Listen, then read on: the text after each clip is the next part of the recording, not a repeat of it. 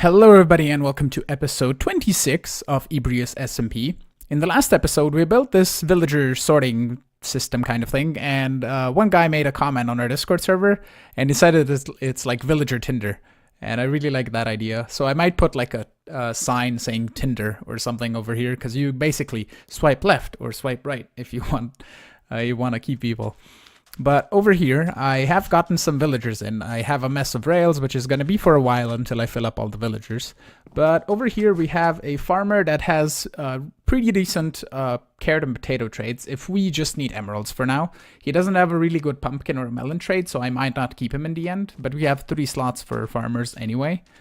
I have 3 really good clerics. They have 4 redstone and 2 lapis each. So if like one of them locks or whatever, we have them good. And I'm still gonna look out for a 4-2 and a 3 on the glowstone just because. And we really don't have one with good rotten flesh, but we're not really gonna trade rotten flesh anyway. Over here we have a sharpness 4 guy for 27. We have a smite guy for 30.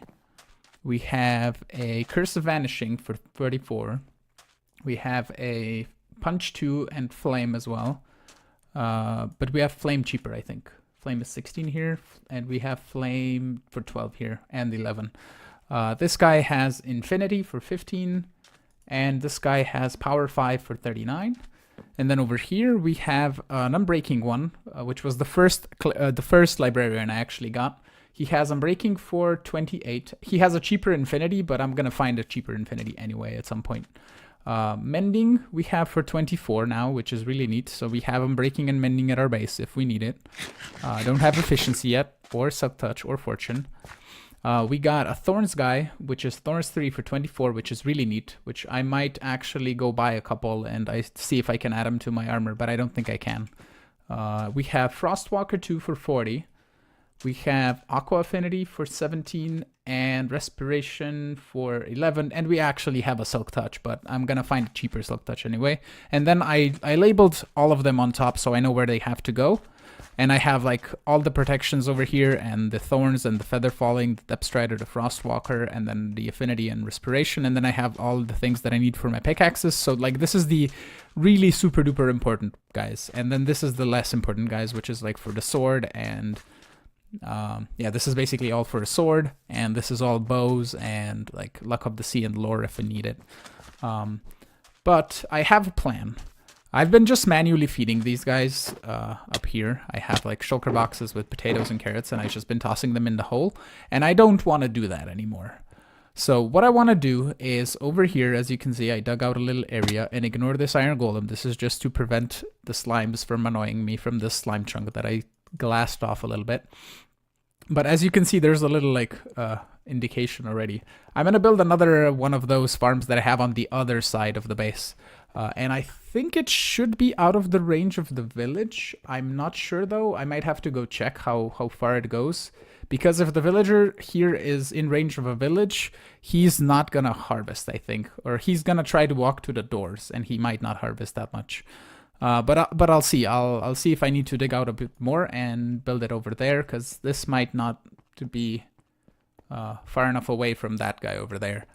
But yeah, I want to build a... it's going to be a wheat farm, actually, but I'm not going to do the one with the minecart underneath. It's going to be with the villager sharing the food. So he's not going to share wheat. He's going to share bread. And bread is the best thing I can feed the villagers. And then the plan is to take the bread. It's going to go into like a single hopper, and it's gonna get split up equally into 2 like drop pervaders that are gonna take it upwards and over, and then into their corresponding slots for the villagers. Like I'm gonna have an ice stream over here and on the other side as well. Or I might just do like a ice stream underneath and then have the dropper elevator right behind here and then just do it like that. But that is gonna be the case. And I'm gonna start working on this. I'm gonna check the village to see how far it goes and what the radius is and so forth, and I will be back with you in just a little bit. Alrighty, I marked it out where I want to place it. It should be, I think, far enough away from the village so that the villager won't detect it and won't try to go to the doors, because the village goes from that center block that you see over there, that sea lantern. It goes 32 blocks out in a straight line. That's basically where the center of the village is from the doors. And it like curves around here, so I made sure that it's far enough away to be out of the village sphere. And I'm gonna do a third-person time lapse of me building this. So here we go.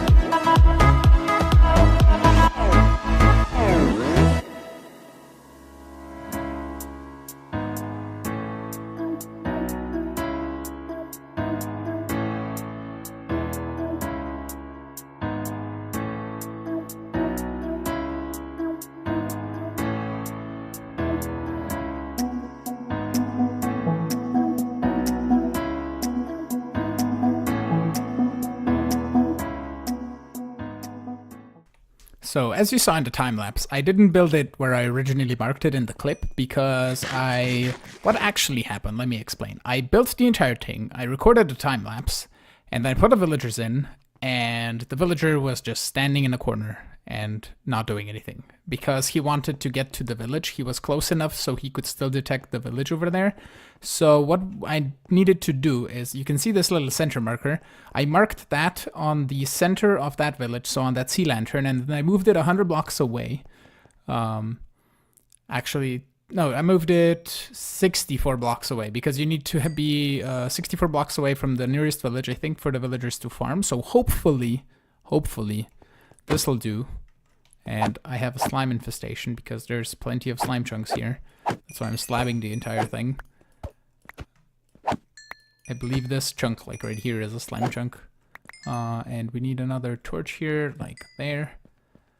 And yeah, I'm gonna go grab the villagers now. I have the farmer over there. He already has some seeds, so I'm just gonna bring him over and see if he starts farming. If not, we're gonna again move this backwards more, but I think he should start farming, at least planting or whatever. So yeah, let me go move him and I'll be back once I have that guy in and the one guy up here, and then I'm gonna slab this entire thing on top. So yeah, let me do that and I'll be back in just a little bit.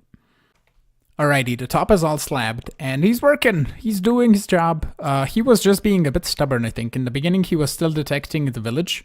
And when I got him here, he swiftly ran back to the village. And then I got him here again. I closed it off and then he was eager to plant. So he's doing that. And once he has, once wheat grows and once he accumulates at least 3 wheat, he can craft bread. And then he's going to toss bread to that other villager who's going to be like, I'm hungry, I need bread. And then he's going to feed him, and then the bread's going to drop into the hole. And then we're going to go construct underneath a little bit of a system that I already used at the iron farm that I don't think I showed. But it's basically a single hopper input perfect splitter into 2. So every bread that it gets, it's going to split it into 2 slots, or 2 hoppers, I guess, or 2 droppers. And we can then evenly distribute it to the left and to the right side of the breeders, which is going to be like water streams underneath here and then going into 2 item elevators behind them. So yeah, I'm going to do that and then I'll be back in just a little bit.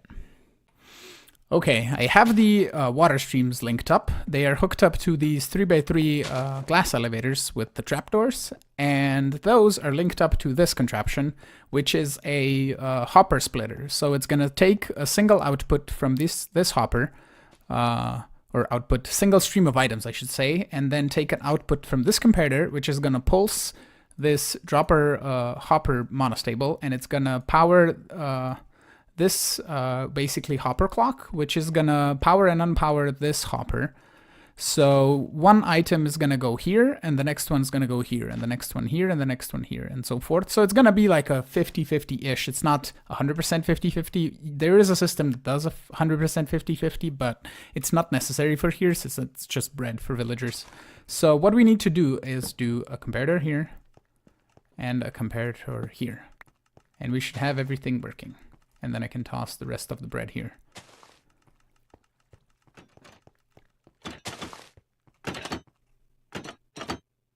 This is not working the way it should be.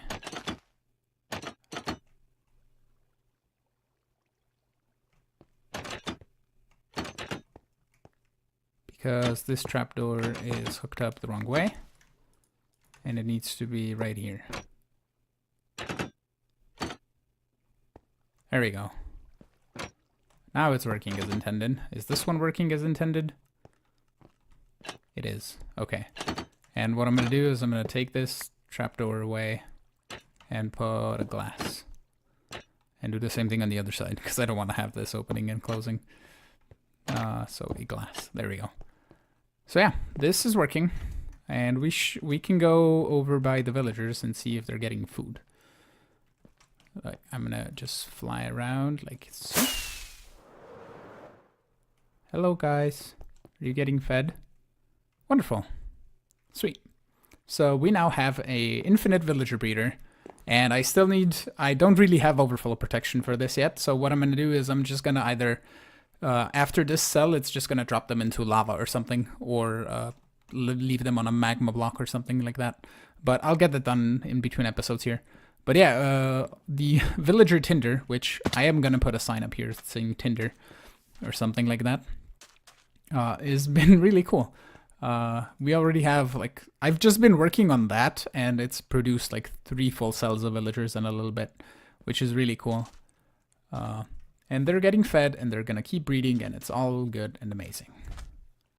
So I went over to a shulker box that I have full of signs with letters, and I copied the letters for Tinder, and we can't have it on the center because it's a 6-long word and we have an odd numbered length here.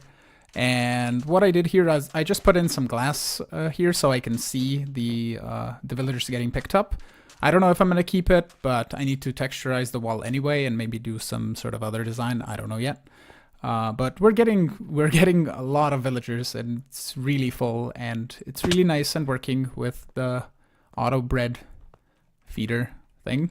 Also, I move this line so they ride right in front of the window, and then they go up and drop down. So that is neat. And with that being said, this is going to be it for today, and I want to thank you all for watching. I hope you enjoyed this video. If you did, hit that like button.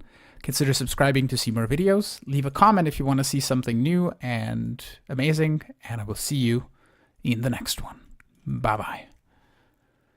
When it went down, it was so hard to breathe. I gave up everything.